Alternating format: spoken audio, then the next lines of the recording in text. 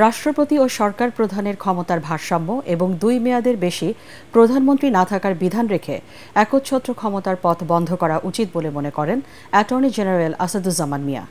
Supreme কোর্টের নিজ কার্যালয়ে সাংবাদিকদের তিনি বলেন, সংবিধান পুনর্লিখন ও সংশোধনের এখতিয়ার রয়েছে অন্তর্বর্তীকালীন সরকারের। তবে আইন বিশেষজ্ঞরা বলছেন, সংবিধান পুনর্লিখন করলে প্রশ্নের সম্মুখীন হতে পারে বর্তমান সরকার। আরও জানাচ্ছেন হুমায়ুন চিস্তি। আমাদের উপর যে সংস্কারের গুরুদায়িত্ব দিয়েছেন সেই দায়িত্ব অন্তর্বর্তীকালীন সরকারের মাসপূর্তি উপলক্ষে জাতির উদ্দেশ্যে দেওয়া ভাষণে রাষ্ট্র সংস্কারে 6টি কমিশন গঠনের কথা জানান প্রধান উপদেষ্টা ডক্টর মোহাম্মদ ইউনূস।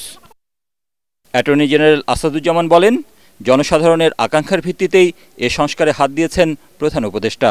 আমরা চাই বিচার বিভাগ প্রজাতন্ত্রের সার্বভৌম ক্ষমতা প্রয়োগ করুক, বিচার বিভাগ মানুষের অধিকার প্রতিষ্ঠায় পাশে দাঁড়াক। এই সংবিধানে রাষ্ট্রপতির ক্ষমতাটা খুবই ন্যূনতম। কার্যত বাংলাদেশের আইন বিভাগ, শাসন বিভাগ, বিচার বিভাগ একক ব্যক্তির নিয়ন্ত্রণে চলে গিয়েছিল। আমার ব্যক্তিগত মত, নট অ্যাটর্নি জেনারেল হিসেবে 70 অনুচ্ছেদ সংস্কার প্রয়োজন। এলো ভিশন মুশকিল আসান অফার। যে কোনো ব্র্যান্ডের পুরনো ফ্রিজ নিয়ে চলে আসুন ভিশন শোরুমে আর নিয়ে যান নতুন ভিশন ফ্রিজ 20% পর্যন্ত ছাড়। ঢাকা বিশ্ববিদ্যালয়ের আইন অনুষদের ডিন নকিব মোহাম্মদ নসরুল্লাহ মনে করেন, সংবিধান পুনর্লিখন না করে গণতন্ত্র বিরোধী অনুচ্ছেদগুলো সংশোধন করা প্রয়োজন। উচ্চ আদালতের মাধ্যমে সংশোধিত সংবিধানের বৈধতা নেওয়া যেতে পারে বলেও মনে করেন তিনি।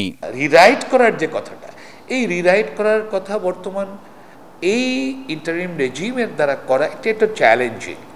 অনেকগুলো প্রশ্নের অবতারণা হবে, এটা করতে পারে কিনা। কনস্টিটিউশনে একটা জিনিস দেখেছি যে আমাদের অনেক কিছু পরিবর্তন হয়েছে, এটাকে চ্যালেঞ্জ করা হয়েছে সুপ্রিম কোর্টে।